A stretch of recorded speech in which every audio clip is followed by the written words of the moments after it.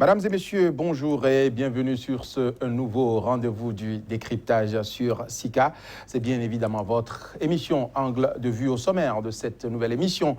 L'investiture du nouveau président béninois, Patrice Athanase Guillaume Talon, investi le 6 avril comme président de la République du Bénin. Il succède ainsi au président Thomas Boni Yayi, qui a passé 10 ans à la tête du Bénin devant les Béninois à Porto Novo dans la capitale. Le nouveau président a promis mettre son mandat sous le signe de la restauration de l'autorité de l'État et de l'excellence dans une simplicité et l'humilité. Au-delà des mots et des intentions, quels devront être les grands défis et les priorités auxquels le nouveau président béninois doit s'attaquer en urgence? Nous ferons le décryptage dans un instant avec les invités sur ce plateau. Et puis, les Djiboutiens sont appelés aux urnes le vendredi prochain. Ismaël Omar Guelleh, au pouvoir depuis 1999, est candidat à sa réélection, malgré sa promesse à 2 reprises, c'était en 2011 et en 2014, de ne plus se représenter dans un pays où l'opposition dénonce le non-respect des droits humains et la violation des droits de la presse. La semaine dernière, par exemple, un journaliste de la chaîne BBC a même été expulsé du pays où l'opposition n'a cessé de dénoncer le mutisme coupable de la communauté internationale. C'est une préoccupation qui sera également abordée et discutée avec nos invités dans cette émission. Ce sera dans un instant, juste après le flash d'information auquel je vous invite.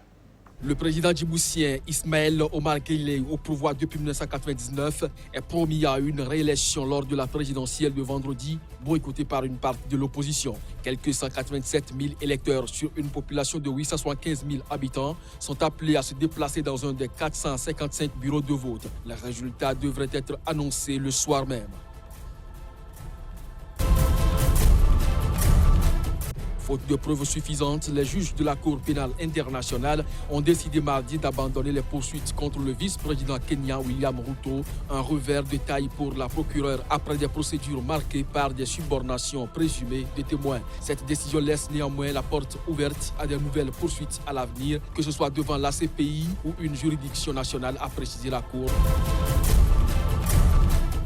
L'opposant historique ougandais Kizza Besigye, qui conteste la réélection controversée du président Yoweri Museveni en février, a été interpellé mardi lors de sa première apparition publique depuis la levée vendredi de son assignation à résidence, a-t-on appris de sources policières. L'opposant a indiqué qu'il tentait de se rendre à une prière organisée au siège de son parti.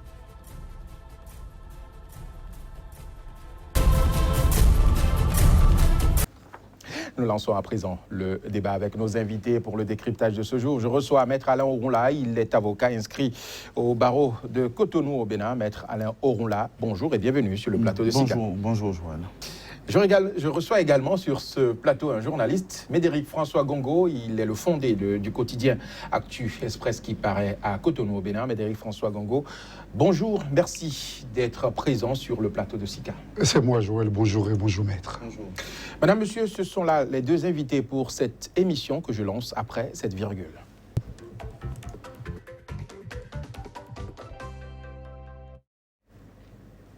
Notre premier débat de ce jour porte sur le Bénin où le nouveau président Patrice Athanase Guillaume Talon a été investi ce mercredi à Porto Novo, dans la capitale du Bénin. Il succède ainsi au président sortant Thomas Boni Yayi, qui a fait 10 ans à la tête du pays. Avant de nous intéresser aux grands défis qui attendent le nouveau président, je voudrais vous demander, chers invités, je m'adresse d'abord à vous, Maître Alain Orunla.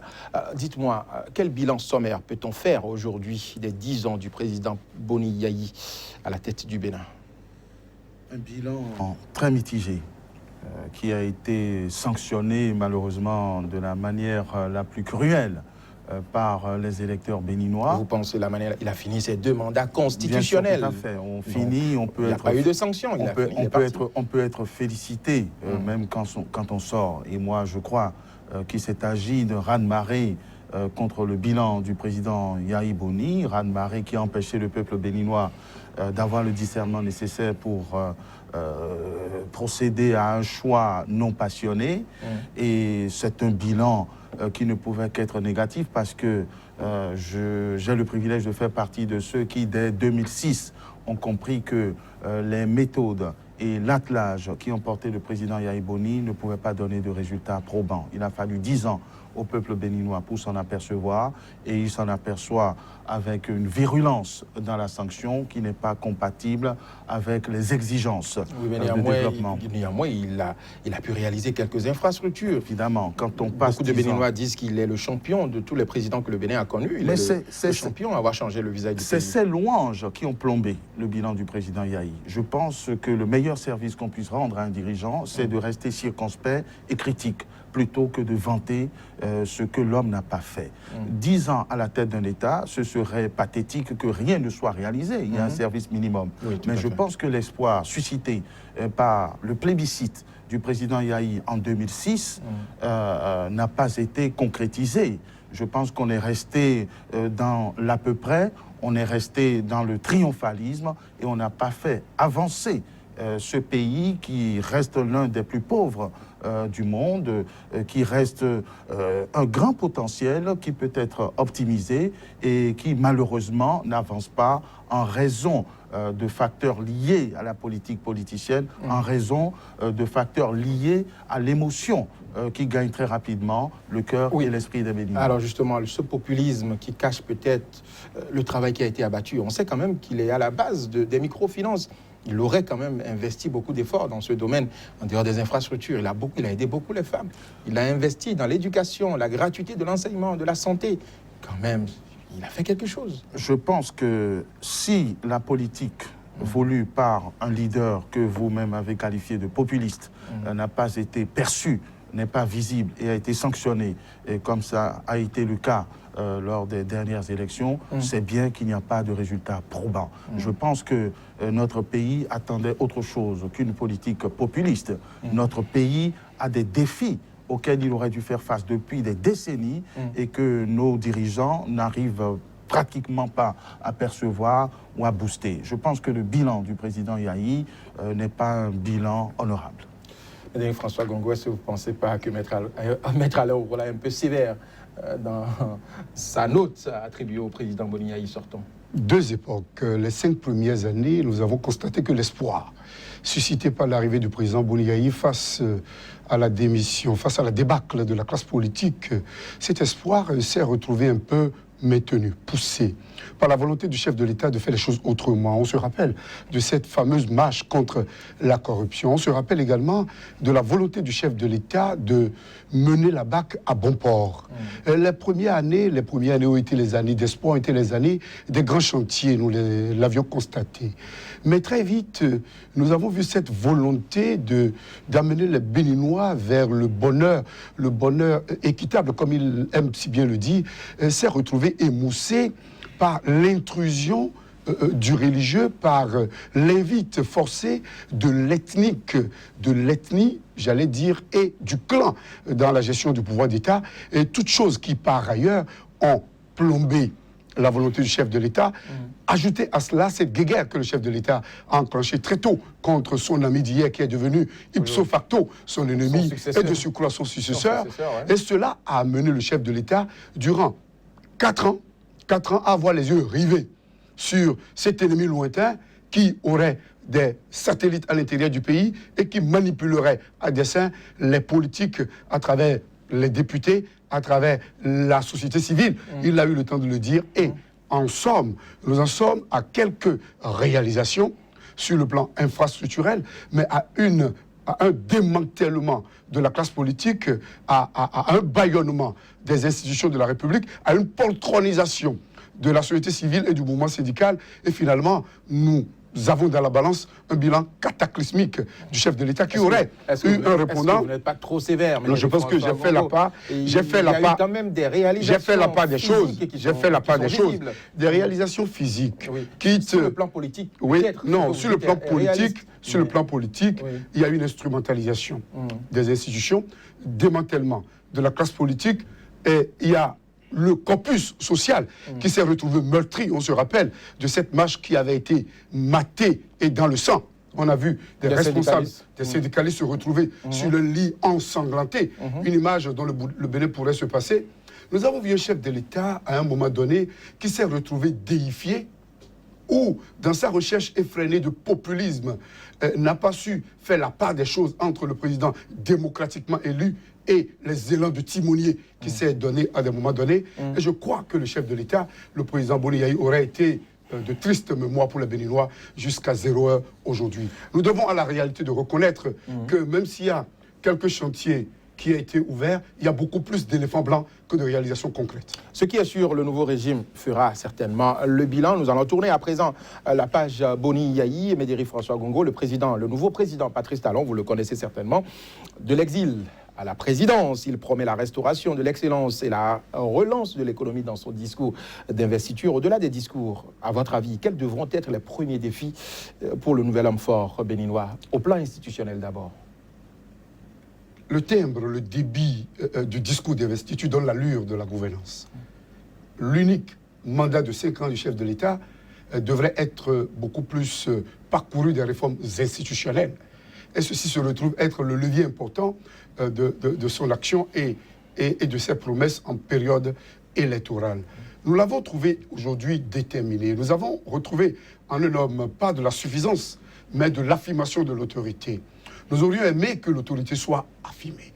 Nous aurions aimé qu'au-delà des réformes institutionnelles pour recadrer un peu les pouvoirs, pour resituer un peu les responsabilités dans une république qui en a fort besoin, nous aurions aimé que la vengeance dont nous avions parlé ne prenne pas le pas sur la détermination affichée d'un chef d'État qui est porté au pouvoir au premier tour par 2,3 Béninois sur 10 au niveau des électeurs. Il n'est pas venu pour se venger. Donc non, là, vrai. Ce ne sera certainement pas la priorité. Il va s'attaquer aux réformes comme il l'a promis. Les réformes institutionnelles, c'est vrai que... À commencer par la révision de la Constitution. S'il a 5 ans à faire au pouvoir, c'est qu'il n'aura pas de temps à perdre. Et il parle des réformes institutionnelles. La plupart de ces lieutenants ont parlé de cela également. Mais il ne faut pas oublier qu'au-delà des réformes institutionnelles, il a été rejoint. Il n'a eu que 23% au premier tour. Je me plais à le dire, mais on ne l'accepte pas. Ce n'est pas le nouveau départ seul qui a gagné. C'est gagnons ensemble, c'est une nouvelle conscience, c'est le Bénin triomphant, c'est tous ceux-là qui sont arrivés vers lui croire un seul instant que ce n'est que le projet de société du président, du candidat Patrice Talon qui a gagné ces élections, qui a à la tête reçu du pays maintenant. L'assentiment des Béninois, c'est fait une grosse erreur d'appréciation. Et c'est commencé par donner trop de pouvoir légitime à un président légalement établi qui pourrait l'amener très tôt à perdre de vue les objectifs qu'il devrait atteindre par rapport aux desiderata de tous ceux-là qui l'ont rejoint. Oui, mais la réforme de la Constitution institutionnelle, c'est partagé par beaucoup de Béninois. Même le président sortant voulait le faire. Évidemment. On aura la révision de la Constitution parce que la Constitution béninoise, comme toutes autres constitutions, par ailleurs, de par le monde, montre les limites au fur et à mesure que l'on avance dans le processus de développement de la nation. La révision de la Constitution est contenue dans la Constitution elle-même. Et n'eût été cette volonté de vouloir tripatouiller la Constitution pour éventuellement revenir ou se maintenir candidat pour au un troisième pouvoir, mandat, on allait accepter que le chef de l'État, qui vient de finir son mandat, aille à cette révision. Mais aujourd'hui, je crois bel et bien que nous devons, dans les mois à venir, aller vers un référendum, puisque l'évidence nous montre que difficilement la majorité ne sera pas acquise au niveau du Parlement pour aller à la révision au niveau du Parlement. Même pour aller au référendum, il faut passer par le Parlement. Mais le problème ne se posera pas. Il réussira. Il réussira à obtenir la majorité. Je passe sous le contrôle du juriste émérite que j'ai devant moi. Et je crois bel et bien que les réformes institutionnelles, oui, mais il faut donner à manger au peuple également. Pour l'instant, les gens ont faim. Alors, Maître Alain Oula, les réformes institutionnelles, cela semble être la priorité pour le nouveau président béninois. Et malheureusement, c'est une fausse priorité. Parce Vous que pensez si les institutions ne travaillent pas, on ne peut pas avoir à manger. Les institutions ont fonctionné de 90 à aujourd'hui. Il faut réviser Elles maintenant. sont perfectibles. L'urgence n'est pas à la réforme institutionnelle.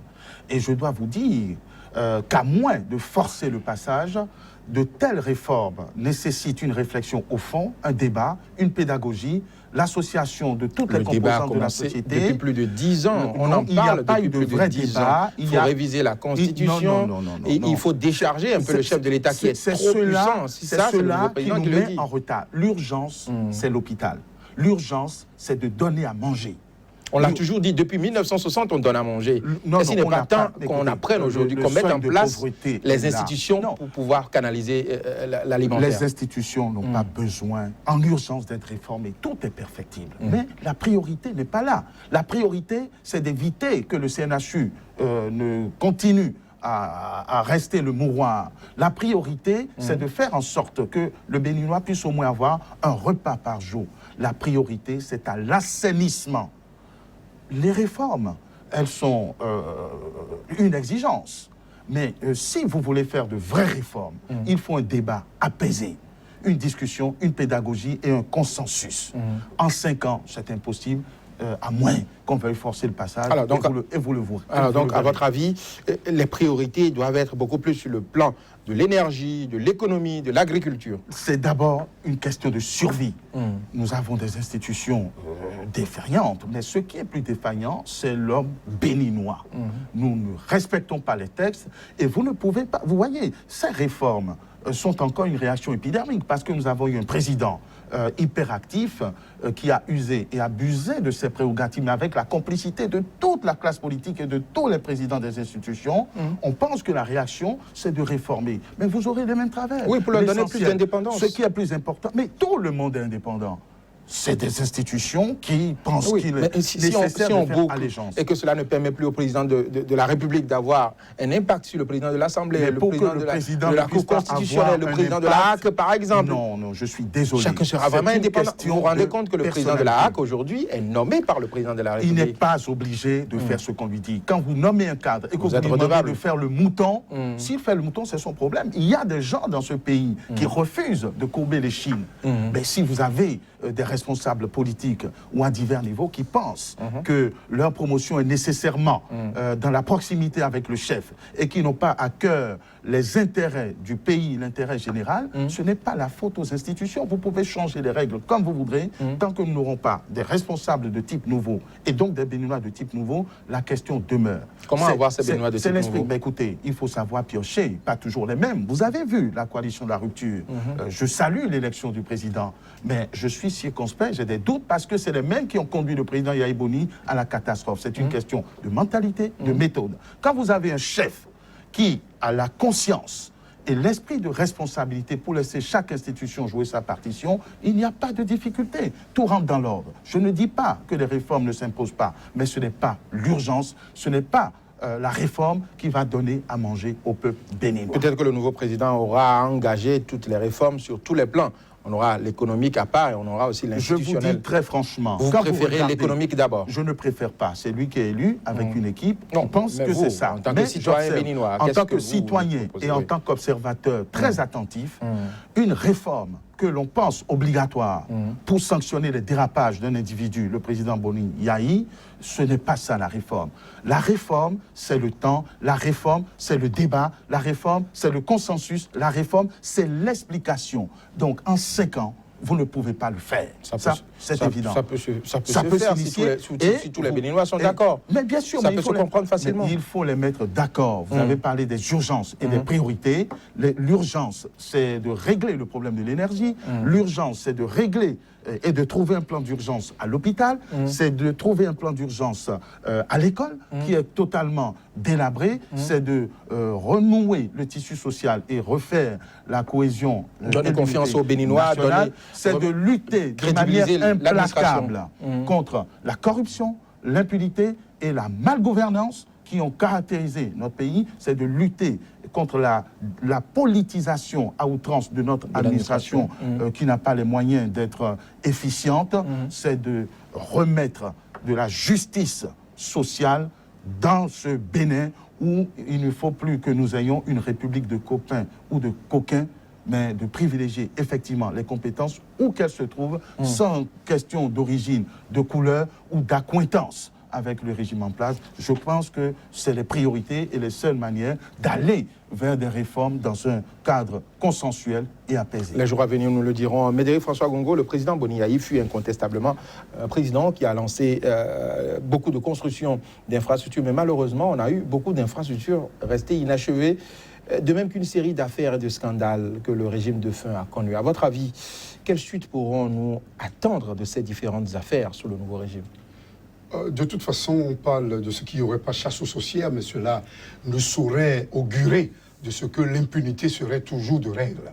Je pense que les affaires, nous les connaissons, vous et moi, les populations les connaissent à satiété. Je crois qu'il va falloir très vite accélérer les processus pour que ceux qui ont utilisé dans une logique d'insolence et d'arrogance notoire les ressources de l'État des faits inavoués en répondent. Il va falloir que très vite, les concours de la honte, qu'on essaie d'aller en profondeur de ces concours pour savoir qui a fait quoi, quand, où et pourquoi. Au-delà de ce que... Ce sont des Béninois qui je crois, sont admis à ces concours. Non, c'est pas parce que ce sont des Béninois qui sont admis à des concours frauduleusement. Ce sont des Béninois dans l'administration qui ont organisé ces concours. Évidemment. On ne va pas vider toute l'administration. Évidemment. Oui, on ne va pas vider l'administration, c'est vrai, mais en remettant le mérite au cœur de l'action gouvernementale, en remettant la promotion des compétences au cœur de l'action gouvernementale, c'est qu'on essaierait de donner quelques lueurs d'espoir au peuple béninois et on mettrait au peu que cela se soit, on mettrait l'administration au pas. Parce qu'au niveau de l'administration aujourd'hui, nous avons quoi au niveau de l'administration publique du Bénin? Nous avons des cadres qui se retrouvent au niveau de l'administration à travers des concours fraudulés depuis et toujours, qui ont des faux diplômes qu'on publie dans tous les journaux, mais qui ne sont jamais sanctionnés, qui sont promus, qui dirigent. Oui. Nous avons des cadres B qui dirigent des cadres A1, A7. Le tableau que vous présentez est inquiétant. Il n'y a pas que ça dans l'administration. Il y a du mérite également dans cette mérite dans l'administration. Il y a des cadres compétents quand même. Excusez-moi de peu. Lorsque on ne voit que des oasis dans des déserts, on ne voit que des personnes isolées. Ce sont ces médiocres-là qui se font voir, qui font beaucoup de publicité. Il y a plus de médiocres, il y a plus de cancres dans l'administration aujourd'hui. Là, je pèse mes mots. Vous êtes un peu parce sévère. Parce qu'on a comme l'impression, j'en viens rapidement parce qu'il faut qu'on évolue dans le débat, on a comme l'impression que l'administration est le refuge des personnes qui n'ont jamais pu donner la preuve de leur compétence ailleurs. On a comme l'impression que l'administration béninoise, et les preuves sont là à foison, on a comme l'impression que l'administration béninoise est la propriété privée des personnes d'une région donnée, d'une ethnie donnée, et qui ont des faciès donnés. On a comme l'impression qu'il y a certaines catégories de Béninois qui prennent en otage l'administration publique, la douane, les impôts, le trésor, qui se sucrent abondamment, pendant que d'autres sont condamnés à chercher l'argent, à souffrir et à risquer quotidiennement. Un Bénin comme ça doit être corrigé très vite. Et je crois que c'est l'une des priorités du président Patrice Talon. Il a bel et bien dit tout à l'heure, il a répété, il a parlé de la justice sociale. Il a parlé de la justice sociale, il a parlé des concours frauduleux. Mais pour revenir à l'affaire de la révision de la Constitution par rapport aux révisions institutionnelles, je crois que ce sont beaucoup plus les lois organiques des institutions qu'on pourrait beaucoup plus réadapter aux réalités. Et ça, on n'a pas besoin de faire trop de tapage. Pour réadapter, par exemple, la loi organique de la HAC, de manière à limiter le pouvoir du président, de manière à ramener la HAC à être l'affaire des journalistes, pour revoir la loi organique de la Cour constitutionnelle et de toutes les autres institutions, de manière à ce que le président ne soit plus omnipotent, omniprésent et omniscient. Je pense qu'il n'y a pas à prendre ça comme une grande priorité. La priorité aujourd'hui pour le Béninois, c'est de démontrer à chaque Béninois qu'il doit se sentir béninois à part entière, à travers les concours, à travers les marchés publics. Et là, je crois bien que le président Patrice Talon est bien un spécialiste des marchés publics. Et lorsque je vois autour de lui des personnes qui ne se cachent pas pour dire « maintenant c'est notre tour », je me demande si demain sera meilleur qu'hier. Je me demande si les règles... Je vous en prie, c'est un avertissement que vous... Je vous en prie, nous avons l'obligation morale, intellectuelle devant le peuple béninois, devant le peuple africain, de ne pas faire dans la dentelle pour, comme le disait Londres Albert, mettre le couteau dans la plaie jusqu'à ce que cela le saigne. C'est notre rôle. Notre rôle, ce n'est pas de cajoler le chef de l'État. Je suis d'accord avec vous. Si tant est que lui-même, il a dit que c'est le mérite qui gagnera. Tout à fait. Ce n'est pas parce que nous, Médéric François Gongo, fondés de Actu Express, nous allons prendre fait et cause pour lui dire ça ne va pas, qu'on va nous écarter des contrats de l'administration publique. Je crois bel et bien qu'on rétribuera chacun au prorata de ses mérites. Et c'est de cela que nous avons besoin aujourd'hui. Et s'il peut le faire, il doit le faire. Parce que l'image qu'on a essayé de donner de lui ces 4 dernières années, de voyou, excusez-moi du peu, de l'homme qui truande, excusez-moi du peu, tout ce qu'on a dit de lui pendant la campagne électorale, il va falloir qu'il démontre, qu'il se dépatisse des copains, des coquins, du clan, de la famille qu'on voit tout le temps autour de lui, et cela agace. Il faut qu'il se départisse des courtisans. Il faut qu'il se départisse de certains qui se disent déjà c'est nous qui avions fait, vous n'avez rien fait. Ce n'est pas là le débat. C'est la rupture qui a gagné. Et c'est 67% et la des rupture, Béninois qui lui ont c'est une accordé. nouvelle manière de faire. Et c'est les 35% que représentait le président, le candidat, le Lezissou, qui l'a félicité, ou qui ont pris les 35%, à travers les 35% que le président, le Premier ministre, le Lezissou, a décidé, passer outre, selon les informations, certaines injonctions pour le féliciter, pour sauver la démocratie. De toutes les manières, Patrice Talon est le président de tous les Béninois et je Évidemment. pense qu'il doit tenir compte de cet aspect. Maître Alain Ouroula, alors les scandales, est-ce que ces scandales vont rester sans suite? Vous pensez que fera le nouveau régime de ces casseroles Je ne sais laissées pas. par l'ancien régime? Je ne sais pas ce que fera le nouveau régime, mais l'idéal serait que l'on ouvre, à part ceux qui sont relatifs au secret d'État, que l'on ouvre les dossiers de droit commun et que les responsabilités soient situées, mais de manière rationnelle, pas passionnelle. Et quand je vois ceux qui entourent le président nouvellement élu et qui a prêté serment aujourd'hui, qui sont des va-t-en-guerre, qui sont des revanchards, qui tiennent un discours belliqueux, un discours de revanche, je suis inquiet. Et c'est pour cela Oui, mais que... il faut voir plutôt le président. Est-ce que c'est son alentour qu'il faut voir? Écoutez... Parce qu'on sait que lui-même, il est très fort dans sa tête. Donc, son discours d'investiture a montré la ligne directrice. Il veut restaurer l'autorité de l'État. Mais ça, écoutez, avez-vous jamais vu un discours d'investiture qui ne soit pas salué? L'enfer est pavé de bonnes intentions. La vraie question, c'est de savoir qui va mener ces actions et par quelle méthode. Et quand je vois qui voudrait mener, c'est-à-dire une combinaison de politiciens qui sont là juste pour la satisfaction de leurs intérêts personnels, un entourage qui plastronne, qui bombe le torse et qui dit « c'est nous maintenant, on va diriger », ce n'est pas rassurant. Je suis en train de voir les mêmes symptômes que ceux de 2006 et que le peuple n'a pas su voir. Le peuple salue, le peuple est content de la veste du président, le peuple est content de la Porsche, de la Bentley, mais le peuple ne voit pas ce qui se passe. Donc, ces scandales ne peuvent pas être impunis. Ils doivent être examinés, analysés et que la justice, dans un esprit de souveraineté, d'indépendance et de rationalité, fasse son travail sans volonté d'humilier qui que ce soit. Mais l'impunité, c'est à tous les niveaux. Là où j'ai des doutes, c'est que nul n'est à l'abri, comme toujours, de part et d'autre. Les gens sont visés par des scandales, sont visés par des procédures. D'où mon inquiétude sur la légitimité des uns à ouvrir des chantiers judiciaires. Donc vous pensez que ça va être un peu difficile à des moments donnés? N'ayons pas peur des mots. Notre président actuel est dans son statut présidentiel, donc on ne peut plus tellement en parler. Mais le candidat était impliqué dans un certain nombre d'affaires, je ne dis pas forcément à son préjudice ou à son détriment. Donc, est-ce que ceci permet... Certainement, ces dossiers seront mis en attente. Je ne sais pas. Alors, parlons justement de ces gens d'embarras. Je ne sais pas. Il est un opérateur économique. Est-ce que vous ne pensez pas qu'il sera embarrassé dans des dossiers où il sera amené à défendre les intérêts de l'État face aux intérêts de ses anciens collègues hommes d'affaires? L'embarras est évident, et c'est ce que nous signalions pendant la campagne qui est terminée. Pour diriger le pays, je n'ai pas de doute sur la hauteur d'esprit que le président acquiert. Mais il y a des conflits d'intérêts, il y a des conflits potentiels d'intérêts, et là, dans ce cas d'espèce, il y a des conflits avérés. Alors, est-ce que le président de la République aura toute la marge de manœuvre nécessaire pour se mettre en dehors de ces procédures, pour se mettre en dehors de l'orientation? C'est une grosse interrogation. Mais c'est une grosse interrogation et je voudrais que les spécialistes se penchent sur la question. Le président est bien entouré, il est entouré de pas mal de mes confrères qui font l'actualité. Mais quand je les vois, ils sont plus dans une démarche politique, dans une démarche de conquête, plus que dans une démarche d'honnêteté intellectuelle qui conduirait à faire une catégorie et une systématisation de ce qu'on doit faire, de ce qu'on doit pas faire. Le président aura certainement des conseils qui vont pouvoir le guider. Mais François Bongo, est-ce que vous pensez qu'on aura des situations de conflit d'intérêts? Cela est d'une évidence de cristal, parce que l'évidence nous prouve également, si je ne me répète, qu'il y a déjà beaucoup d'affaires. Il y a beaucoup d'affaires qui mettent en cause l'État béninois et le président de la République. Moi, je me demande comment est-ce que les choses vont se passer. Je me demande comment... Au moment où il était candidat, il a pris l'engagement de ne pas réclamer... Ce sont des engagements de campagne.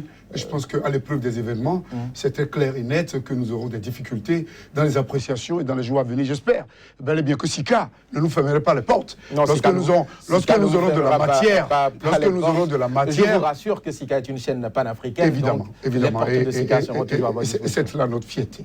Je crois que dans le cas de figure, les affaires qui ont cours, le président de la République a tout intérêt à laisser les choses se dérouler comme il l'a bien promis. Il l'a bien dit tout à l'heure, l'indépendance totale de la justice, la remise au cœur de l'action gouvernementale de la compétence et du mérite. Et s'il a parlé ainsi avec détermination, avec fougue et vigueur, nous aurions aimé croire qu'il ne va pas, une fois installé, commencer par donner des instructions. Lorsque demain, on va ouvrir par exemple la boîte à Pandore sur le dossier de la mécanisation de l'agriculture, et nous savons, là, à ce niveau, qu'un de ses proches aurait eu des actions dans ce débat, et que nous savons qu'en plus du député que l'on nous cite à satiété, que l'un des principaux fournisseurs de ces machines qui se sont avérés être après avec des camelotes, que c'est l'un de ses proches, et celui-là avec qui il aurait été en exil. Je crois bel et bien que nous ne nous reprochons absolument plus rien après avoir épugé ce pourquoi nous avions été au devant de la scène. Nous pensons aujourd'hui que chaque Béninois doit accepter ce mirer. Chaque Béninois, qu'il soit de ceux-là qui ont voté pour le candidat Patrice Talon, de ceux-là qui ont voté pour la rupture, qui ont combattu le meilleur combat, pour qu'on ne nous amène pas le règne de l'insolence, pour qu'on ne nous ramène pas le règne de l'arrogance, pour qu'on ne nous amène pas le règne de l'ethnie. De l'ethnie, nous l'avions eu. Et c'est à cela, à ces carrefours-là, que nous attendons le chef de l'État. Et par rapport aux affaires, je crois que difficilement, on va dissocier le président de la République du citoyen Patrice Talon. Dans les jours à venir, nous aurons de la matière. Pour l'instant, nous ne faisons que des analyses. Les jours à venir, nous donnerons plus de précision. Maître Alain Roula, alors la dernière question pour finir sur ce premier débat. Le nouveau président béninois a encore réaffirmé sa volonté de ne faire qu'un seul mandat. Vous pensez qu'il tiendra parole ou bien il fera comme les chefs d'État africains? C'est en mangeant que l'appétit vient. La jurisprudence est constante en la matière. Quand on y a goûté, on veut difficilement en repartir. Donc, je n'attends pas du président qu'il respecte sa parole, mais j'invite le peuple. Il a encore dit tout à l'heure qu'au moment où il prêtait serment. Je suis d'accord. C'est des belles déclarations d'amour, mais moi, je n'attends pas que le président tienne parole. J'attends du peuple béninois qui a montré qu'il est éveillé, qu'il peut être vigilant, de rappeler le président à ses obligations et de lui montrer la porte de sortie à la fin de son mandat. Son seul mandat qu'il dit qu'il va faire. Mais en temps, s'il y a une révision de constitution, ça va être une nouvelle république. Quel que soit le cas de figure. Donc il peut encore revenir pour dire j'ai dit un mandat. Quel que soit le cas de figure, le président s'est engagé à ne faire qu'un seul mandat et je pense que ça a été déterminant dans son élection et dans le ralliement qu'il a accompagné, que la Constitution soit modifiée, que nous soyons dans une 3e ou une 5e République, que le président Talon soit le seul en position d'être élu en 2021, le devoir du peuple béninois, c'est de le lui rappeler. C'est de lui dire, un président qui ne tient pas parole ne peut pas nous amener au progrès. Mais je pense qu'à ce niveau, je compte sur le mouvement citoyen béninois et le président sortant l'aurait appris à ses dépens. Puisqu'il pensait avoir carte blanche, il pensait qu'on lui avait délivré un chèque à blanc qui pouvait faire comme bon lui semble. Je crois que le président Patrice Talon devrait tenir compte de ce qui s'est passé dans un passé récent. Il doit savoir que les Béninois vont le surveiller comme du lait sur le feu. C'est vrai qu'il aura 5 ans à faire. C'est vrai également que dans la boulimie du pouvoir, en prenant goût, certains de ses sbires vont l'amener à tenter l'impossible au moment opportun, mais c'est également vrai que nous serons là tant que nous aurons le souffle, tant que nous aurons la possibilité d'opiner à travers les chaînes et à travers nos organes, de lui dire, très cher ami, très cher grand frère, très cher président, vous l'aviez promis, nous vous avons donné notre quitus par rapport à cela, et il va falloir que vous respectiez vos engagements. De toutes les manières, je voudrais vous rassurer, dans son discours d'investiture, il a promis plus de liberté de presse, plus d'indépendance de la justice, Maître Alain Roula, donc vous aurez plus de liberté. Médéric François Gongo, le président Talon l'a promis, vous aurez plus de liberté pour critiquer et dire ce qui ne va pas. Madame, monsieur, Nous n'avons fait donc que accomplir notre part de mission, dire au nouveau président les principaux défis qui l'attendent pour son mandat unique qu'il a promis faire. Ce sera tout, madame, monsieur, pour notre premier sujet de ce jour. Voici un nouveau point de l'actualité sur le continent africain. C'est le flash d'information. Le président djiboutien Ismaël Omar Guelleh, au pouvoir depuis 1999, est promis à une réélection lors de la présidentielle de vendredi, boycottée par une partie de l'opposition. Quelques 187 000 électeurs sur une population de 875 000 habitants sont appelés à se déplacer dans un des 455 bureaux de vote. Les résultats devraient être annoncés le soir même. Faute de preuves suffisantes, les juges de la Cour pénale internationale ont décidé mardi d'abandonner les poursuites contre le vice-président kenyan William Ruto, un revers de taille pour la procureure après des procédures marquées par des subornations présumées de témoins. Cette décision laisse néanmoins la porte ouverte à de nouvelles poursuites à l'avenir, que ce soit devant la CPI ou une juridiction nationale, a précisé la Cour. L'opposant historique ougandais Kizza Besigye, qui conteste la réélection controversée du président Yoweri Museveni en février, a été interpellé mardi lors de sa première apparition publique depuis la levée vendredi de son assignation à résidence, a-t-on appris de sources policières. L'opposant a indiqué qu'il tentait de se rendre à une prière organisée au siège de son parti.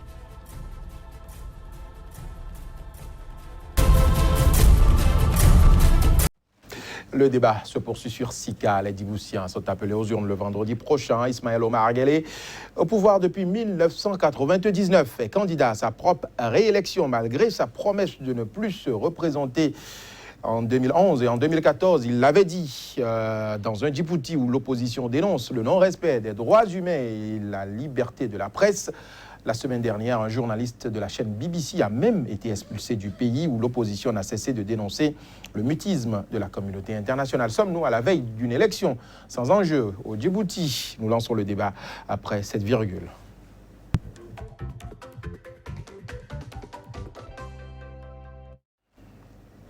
L'émission se poursuit avec mes invités, Médéric François Gongo du journal Actu Express au Bénin et Maître Alain Ouroula, avocat au barreau de Cotonou. Maître Alain Ouroula, je reste avec vous. À votre avis, le président Ismaël Omar Guelleh est-il le vrai prototype de chef d'État africain? Un président qui, à deux reprises, en 2011, il a accordé une interview à nos confrères de Jeune Afrique. En 2014, il a encore réaffirmé qu'il quittait le pouvoir en 2016 et, coup de tonnerre, en mars 2016, il dit que le peuple lui a interdit de partir. Comment est-ce qu'on peut comprendre ce type de président africain?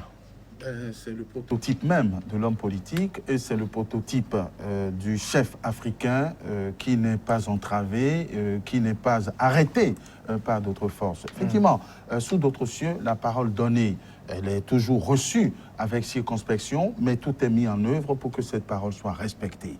Dans nos pays, les chefs se comportent comme des roitelets, et c'est le cas d'ailleurs de Ismaël Omar Guelleh, qui règne en maître sur ce petit territoire depuis 1999. Depuis 1999, en succédant à son oncle, donc il est le deuxième roi de ce petit État de moins de 850 000 habitants qu'il balade comme il veut. Écoutez, ça ne dérange pas grand monde puisque les affaires continuent. Vous savez que c'est dans ce pays que la plupart des puissances les puissances ont installé leurs bases. Tant qu'elles ne sont pas inquiétées dans ces baux, Ismaël Omar Guelleh peut continuer son petit marché sur ce Djibouti. Au fond, est-ce que son maintien gêne véritablement ? Je ne crois pas. Je pense qu'il a encore une certaine autorité. Ça gêne l'opposition, puisqu'on dénonce les répressions.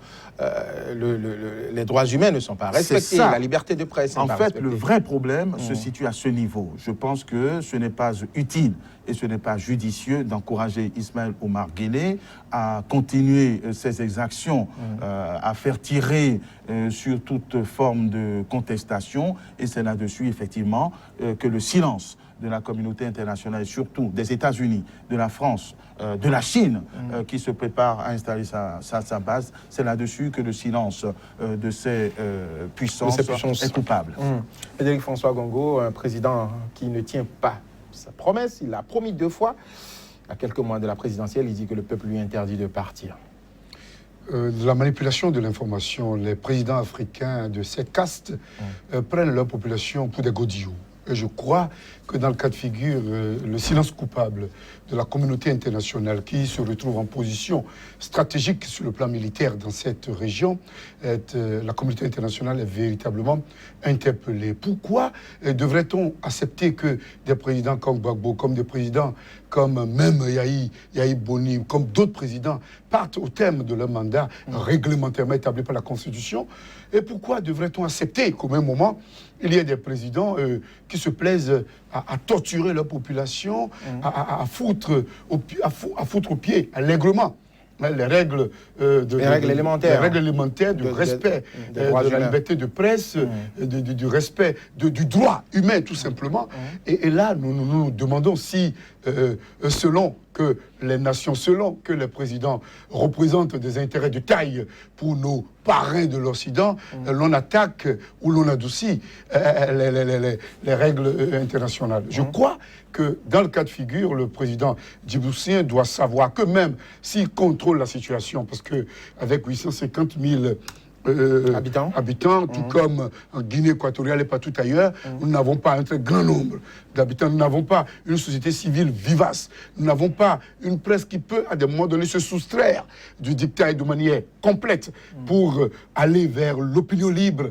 Je crois que dans le cas de figure, nous devons souhaiter, et à la suite des démocrates djiboutiens, à la suite des démocrates africains, que le président ouvre le jeu, et qu'il tienne parole, qu'il respecte ses propos, entre deux tours, entre deux élections, ou si tel n'est pas le cas, qui est un mouvement à l'intérieur pour lui faire proprement la fête. C'est vrai que les bases militaires étant là, on va le protéger. Ça va être difficile. Alors voilà, désormais dans ce pays, le mandat présidentiel est devenu illimité.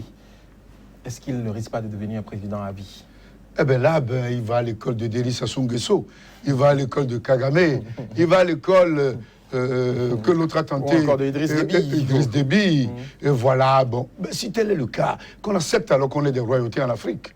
Simplement. Simplement qu'on ait des royautés et qu'on aille vers un système de type parlementaire à la britannique, pour qu'on ait un roi ou à la belge, pour qu'on ait un roi et qu'on permette au Parlement... qui défile, voilà. les premiers ministres puissent défiler. Voilà, Maître Alain Oula, des mandats illimités désormais dans ce pays.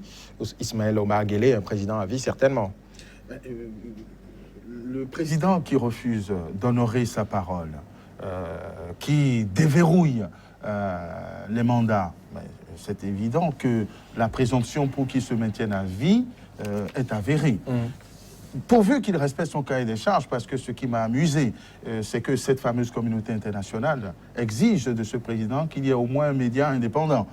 Donc, tant qu'il y aura un média indépendant et un semblant de parti à côté, tout va bien. Est-ce que ce média sera réellement indépendant? Écoutez, les médias peuvent raconter, écoutez, on a tiré sur des gens. La police a tiré sur les populations civiles. Il ne s'est rien passé. On a embrigadé, emprisonné des représentants des droits de l'homme. Il ne s'est rien passé. Ça veut dire que Ismaël Omar Guelleh se sait dans une couche d'impunité. Il a un passeport, il a une carte blanche. Madame, monsieur, c'était donc un nouveau numéro de votre émission Angle de vue qui vient de s'achever. Merci de nous avoir suivis. C'était le décryptage de l'actualité. Aujourd'hui, nous étions au Bénin, où le président, le tout nouveau président Patrice Athanase Guillaume Talon a prêté serment. Nous avions, avec nos invités, essayé de décrypter les priorités qui attendent ce nouveau président. Nous étions également en Djibouti, où l'élection présidentielle est prévue pour le vendredi prochain. Ismaël Omar Guelleh au pouvoir depuis 1999, candidat à sa propre réélection dans un pays où les mandats sont désormais illimités. Est-ce que nous allons avoir désormais un président à vie dans ce pays? C'est une grosse interrogation. Nous ne faisons que notre travail d'analyse de l'actualité sur le continent africain. Merci de nous avoir suivis sur Sika, la première chaîne panafricaine consacrée exclusivement à l'information sur le continent africain. L'information se poursuit sur notre site internet www.sikatv.info.